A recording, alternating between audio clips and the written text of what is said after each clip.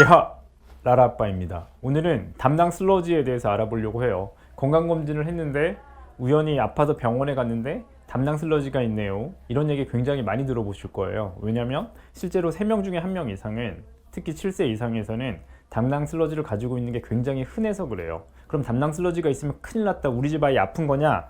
아니에요. 괜찮아요. 다만 담낭 슬러지가 심하면 다른 질환으로 진행되는 경우가 많아요. 예를 들면 담석, 담낭염, 점액종, 췌장염, 듣기만 해도 굉장히 무서운 질환들로 진행할 수 있다는 거지, 담낭 슬러지가 있다는 것 자체가 문제는 아니고요. 적절한 관리를 받고 먹는 거라든가 영양제, 정기적인 3에서 6개월 정기적인 검진을 받는다면 관리를 잘 할 수 있으니까 너무 걱정하지는 마세요. 담낭은 이 사진에서 보시면 간, 담낭, 췌장, 소장 이렇게 연결되어 있어요. 굉장히 인접해 있는, 거의 붙어 있다시피 한 장기고요. 간 안쪽에 숨어 있다라고 보셔도 돼요. 간에서 지방 소화를 돕는 물질을 만들어요. 그게 담지백이에요. 그게 단순히 담낭이라고 하는 주머니 낭자예요. 주머니에 저장이 되어 있다가 우리가 음식을 먹으면 어떤 호르몬들이 나오고 필요에 의해서 소장으로 이 담지백이 나오는, 담낭은 그냥 담지백을 저장하는 이런 주머니 역할만 하고, 실제로 담지백을 만들다든가 이런 기능은 없어요. 그래서 나중에 말씀드리겠지만 담낭을 적출하더라도, 담낭을 없애도 살아가는데 대부분은 문제가 안 생겨요. 간에서 만든 소화액이, 소화를 돕는 물질이, 담지백이 담낭에 저장이 되어 있다가 나오게 되는데, 여기 보시면 췌장이라고 하는 장기와 이 관을 같이 써요. 더 인접해 있기 때문에 담낭에서 장으로 내려가는 이 관, 담관이라고 하는 이 관에 염증이 생기거나 붓거나 막히거나 이렇게 되면 췌장에도 같이 문제가 생겨서, 간에 문제가 생기면 담낭이 안 좋아질 수 있어요. 왜냐하면 간에서 담낭으로 연결되어 있는 관이 있을 거 아니에요. 그런 관에도 염증이 생길 테니까. 반대로 담낭이 막히면, 담낭이 문제가 생기면 2차적으로 간이 문제가 생기겠죠.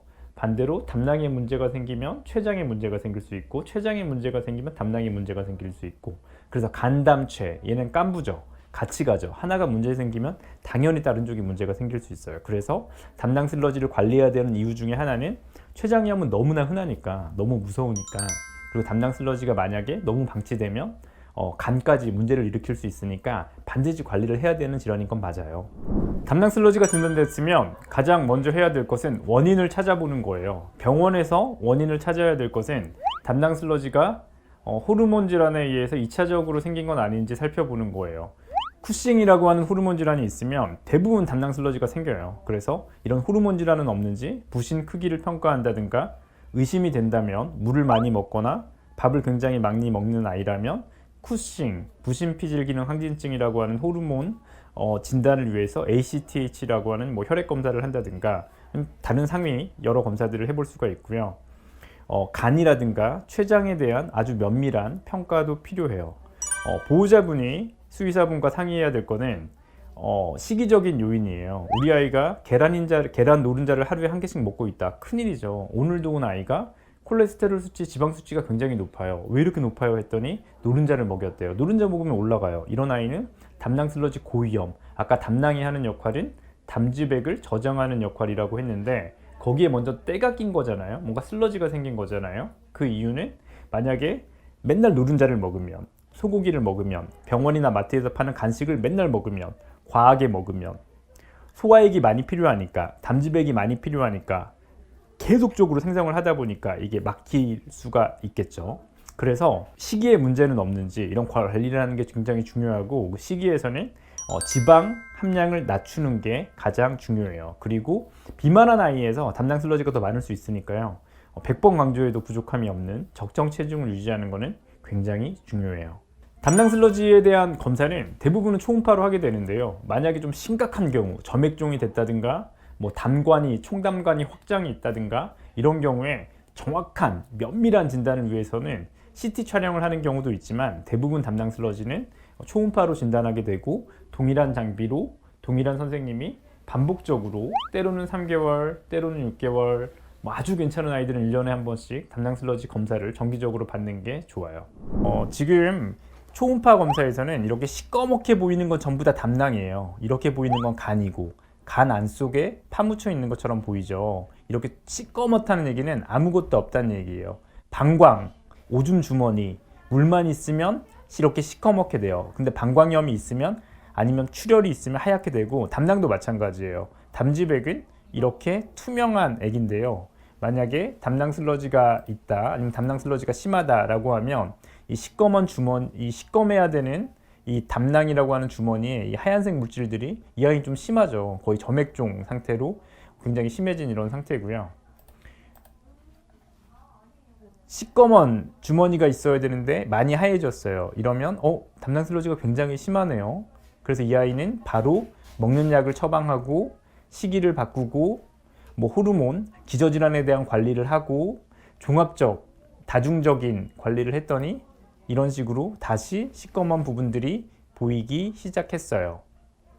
이런 초음파 검사로 담낭 슬러지를 진단하지만 앞서 말씀드렸던 것처럼 담낭만 보는 게 아니라 환자 전체를 보는 게 필요하니까 호르몬 검사를 추가로 한다든가 소변 검사를 추가로 한다든가 간 기능 검사를 추가로 한다든가 스펙CPL이라고 하는 췌장에 관련된 정량적 검사를 추가로 한다든가 이런 추가적인 검사들이 담낭 슬러지 진단과 관리에 있어서 필요할 수 있어요. 이런 담낭 슬러지가 진단이 되었다면 치료와 관리는 원인을 교정하는 게 필요하겠죠. 앞서 호르몬 질환이 있으면 담낭 슬러지가 있을 수 있다고 그랬으니까 호르몬 질환을 만약에 있다면 호르몬 질환에 대한 관리가 먼저 필요한 거고요. 간이 안 좋거나 췌장이 안 좋아서 담낭에 슬러지가 계속 생기는 거면 그 부분에 대한 관리가 필요하겠고요. 그런 게 아니라 그냥 원발적인 1차적인 담낭 슬러지만 있고 아직은 담낭이라든가 인접 장기에 합병증이 없는 상태라 그러면 시기적인 관리가 가장 중요해요. 앞서 말씀드렸던 것처럼 담즙액이 나온다는 거는 뭔가 소화가 필요한 거니까 만약에 고지방 음식을 먹으면 계속적인 담즙액이 분비되면서 담낭 슬러지가 더 악화될 수 있으니까요. 자동차 도로가 이렇게 좁은데 너무 많은 자동차들이 오면 안 되잖아요. 이것처럼 갑자기 많은 이런 담즙액이 분비되지 않도록 음식은 지방 시기를 제한하는 게 가장 관리의 핵심이에요. 주로 지방은 나는 지방 안 먹여라고 생각하실 수 있지만 여러분들이 먹는 사료에 지방이 어느 정도 함량이 있을 수가 있고요. 특히 간식에는 굉장히 많을 거고요. 소고기, 돼지고기, 노른자, 치즈, 우유 이런 데는 지방이 많으니까 이런 음식들은 당연히 피하는 게 좋아요. 그리고 담낭 슬러지가 있다고 꼭 로우팻이라고 하는 아주 저지방 사료를 할 필요는 없는데 만약에 췌장염이 동반되어 있거나 심각한 담낭 슬러지, 담낭 질환이 있는 상태에서는 로우팻이라고 하는 아예 저지방 사료를 먹는 것도 도움이 될 수가 있어요.